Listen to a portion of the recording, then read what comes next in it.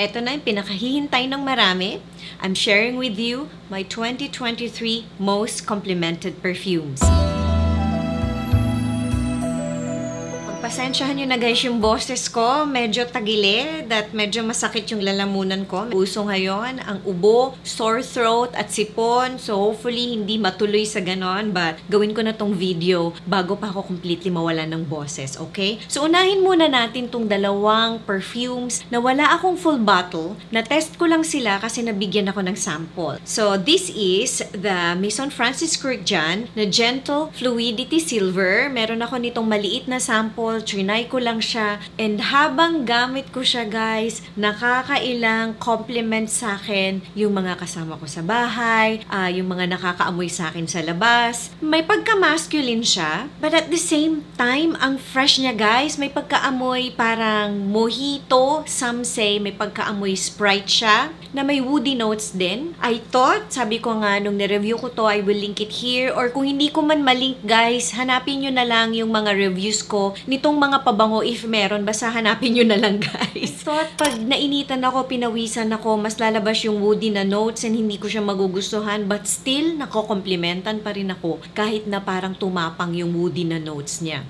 Next is itong Akakapa na Muschio Bianco na cologne, yung OG, yung unang lumabas kasi meron na nitong Eau de Parfum na version and you would think na mas okay yon. And even sa store, sabi sa akin parehas lang sila, mas pinatapang lang si Eau de Parfum na version, but sa skin ko, iba. Iba yung amoy, iba yung labas nitong cologne na version. Yes, this is light, itong OG, and yun yung nirereklamo ng mga tao kaya siguro nilabas yung stronger na version niya, but mas nakokomplementan ako dito and ito nga lang yung meron ako sample. Meron akong multiple na samples and pinagsama-sama ko lang sila, nilagay ko sila dito para medyo dumami sila. It's a simple cologne na pwedeng gamitin everyday but oh my goodness, sobrang sinasabihan ako na ang bango ko dito.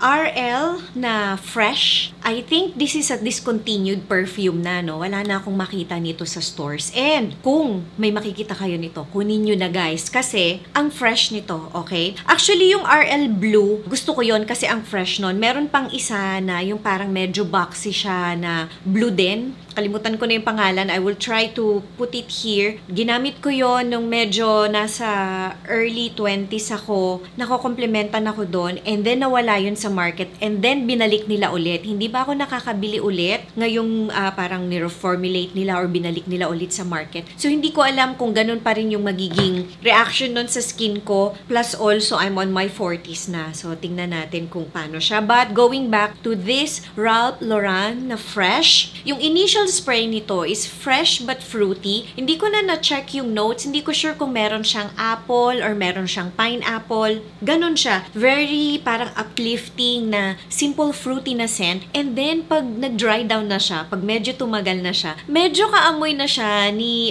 Pleasures Women sa skin ko. Pabango ko yon nung college ako, yung Pleasures. Itong susunod, hindi na kayo siguro magtataka and hindi na kayo magugulat kasi nung na-discover ko tong scent na to, palagi kong minimension na nakokomplementan ako dito, okay? Even yung, let's say, nag-open ako ng pinto o tumanggap ako ng delivery, yung nag-deliver, sinasabi sa akin na ang bango ko daw. And this is the Parfum AE. Ito yung box niya, guys. And this is the Enchantress. Actually, maraming nagre-repackage nito. Kung pupunta kayo sa Parfum AE na shop, hanapin nyo na lang. I think same formulation lang naman. Ito kasing Enchantress, iba yung sabihin na nating nag-repackage nito. But this is also from Parfum AE. So, ulitin ko, kung gusto ninyo itong i-try, well, try ninyong hanapin sa Shopee or sa Lazada or sa ibang sellers, itong Parfum AE na Enchantress na pabango. Kung hindi ninyo mahanap, pumunta kayo sa Parfum AE or Parfum AE PH, meron tayo niyan dito. Going back to this scent, pag eto yung gamit ko, itong Enchantress, may something na iba sa kanya and sa combination niya or yung chemistry niya sa skin ko, na bangong-bango yung mga tao pag gamit ko siya. Hindi ko alam kung bakit.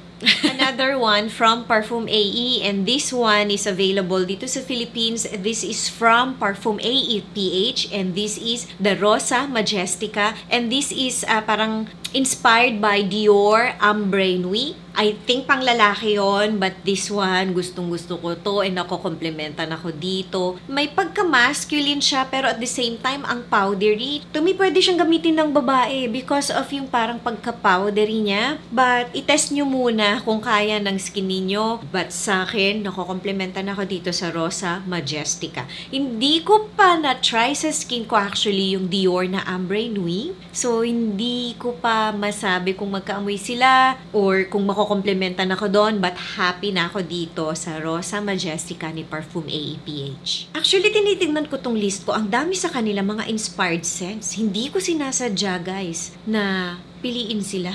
Okay, ginagamit ko lang sila and nakakomplementan ako dito. So, alam niyo yon. So, dito muna tayo sa Zara Red Temptation na summer. Sabi ko nga sa inyo, mas gusto ko yung OG ng Red Temptation, but itong summer, mas parang lighter, may pagka-shampooy siya na clean and easy to wear. Nakamoy pa rin naman siya ni OG. Ayun lang sabi ko nga, parang nahaluan siya ng konting pagka-shampooy fresh. And paggamit ko to, ayan, nakukomplementan ako, guys. Madali siyang gamitin actually. Sa ilong ko and to me parang ang simple niya lang na pabango. And ulitin ko, mas gusto ko yung OG. But kada ginagamit ko to, natatanong ako kung ano yung gamit kong pabango.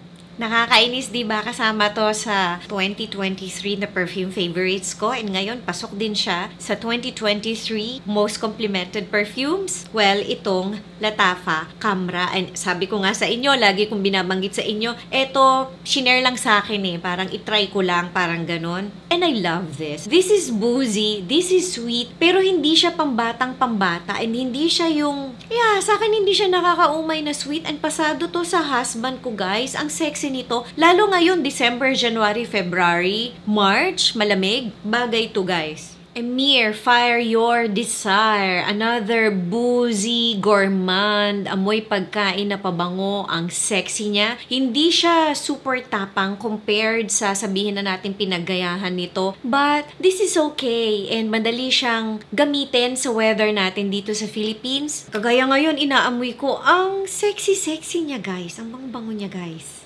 Ito, I love this perfume. Pag ginagamit ko to, I feel sexy, I feel good. Actually, ito yung unang-unang nasa listahan ko ng well-complemented perfume ng 2023. And this is the Ministry of Oud, Oud Satin Extrait de Parfum.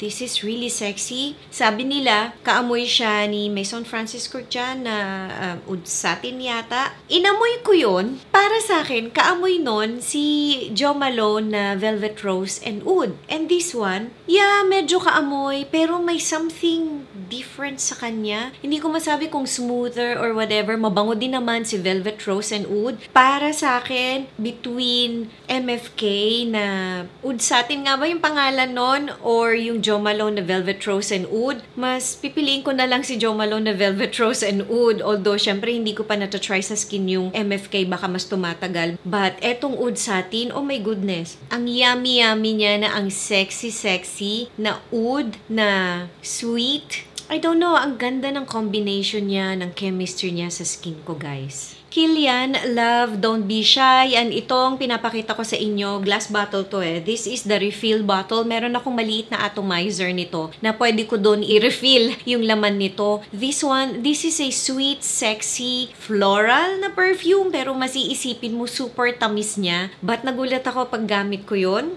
or ito, na ko-complementan ako. Kasi iniisip ko yung atomizer, Pag gamit ko to, nakakomplementan ako dito kahit na ang tamis niya. Sa akin, matamis siya na sexy, pero dito kasi sa Pilipinas, hindi tayo masyadong sanay sa mga ganitong klase ng pabango. Parang mas gusto natin yung mga fresh, clean na pabango. And actually ako, mas madali akong bumibili or nakakahila ng ganong klase ng pabango because sanay tayo na mainit lagi dito sa bansa natin, okay? But, syempre, may mga events tayong naka-aircon or meron tayong burr season, meron tayong tag-ulan na malamig. So, yan yung mga times na maganda tong gamitan. Actually, ginamit ko to, I think, summer pa, mainit pa. Pero nasa office naman ako, nasa building. So, ayun, nakomplementan ako kasi medyo malamig naman dun.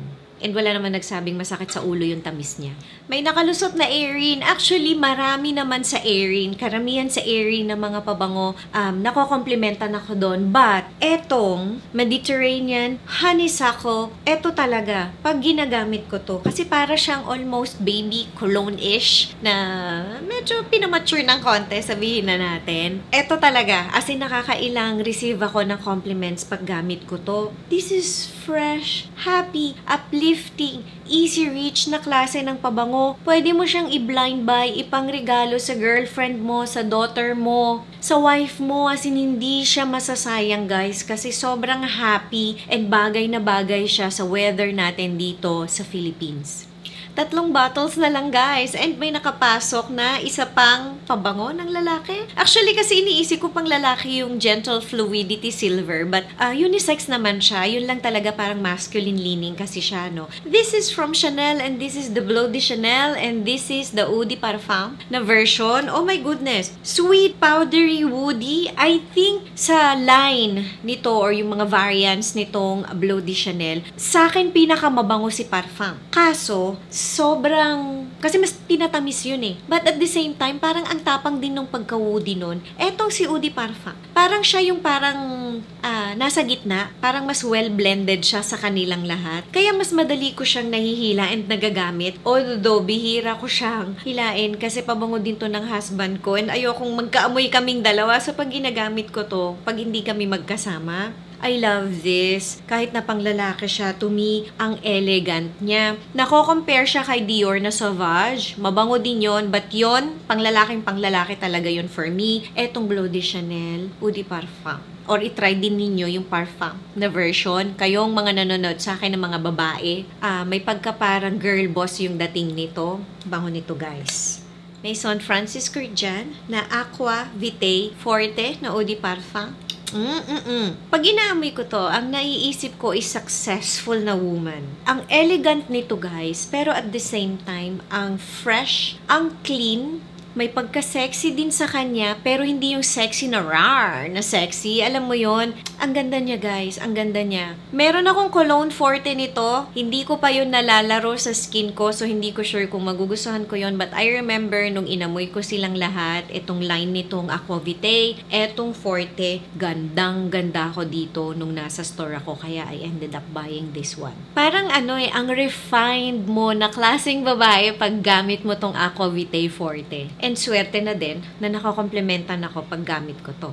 Last na bottle. Eto, habol lang to. Ngayong month lang to. Actually, ako nakabili nito and nakaka-receive ng mga compliments. Actually, ginawa ko na nga tong video. Baka may humabol pa, no? Pero isama ko na lang siya for next year kasi sarado na po ang pintuan. And this is the Zara Leer. I hope nasabi ko ng maayos. Pasang. Eto siya. Ilalagay ko naman dito yung name niya. Sana nasabi ko ng maayos or na-pronounce ko ng maayos. Etong pabango na to, meron siyang ginger, okay? And hindi laging maganda yung blend ng ginger sa skin ko. And habang ginagamit ko siya ayun nga, lagi akong nasasabihin na ang bango ng pabango mo. Eto, pag tumatagal siya sa skin ko, it smells like parang combination ng Maison Francis Kurkdjian na Aqua Universalis na Eau de Toilette and also Aqua Celestia na Eau de Toilette. Pero parang mas medyo malapit siya ng konti kay Universalis yata in terms of parang freshness. But, syempre mas fresher si Universalis and si Celestia, mas sabihin na natin, mas maganda naman syempre si Francis Kurkdjian na version. But eto, alam mo yung parang kaamoy pero maaamoy mo na parang mas affordable, mas murang version siya, but ganun yung datingan niya. At least sa skin ko guys ha. Meron pa nito sa stores and actually naka-sale siya. So, kung makakakita kayo nito, i-test niyo sa skin and i-try nyo guys. Kasi sa akin, ganun yung dating niya. May pagka-fresh siya na parang Aqua Universalis and Aqua Celestia na Eau de Toilette. Meron tong kasabay na parang skin enhancer, pampalakas or pampatagal ng amoy niya. Trinay ko yun na i-mix pero hindi ako na-komplementan nung hinaluan ko yon. When I used this bottle alone, mas nako-komplementan ako. And actually, amoy siya eh. Amoy siya ng mga nakakatabi ko kahit na Zara lang siya. Alam nyo naman yung quality ng mga Zara na perfumes. Parang hit or miss yan. Madami sa kanila mahina. But this one, naaamoy ako and medyo tumatagal naman siya sa skin ko. So ayan na, itong most complimented perfumes ko ngayong 2023. Alin dito yung meron kayo and also well complemented din siya sa inyo. Mag-comment nga kayo below guys. Thank you for watching and again, see you on my next video. Bye!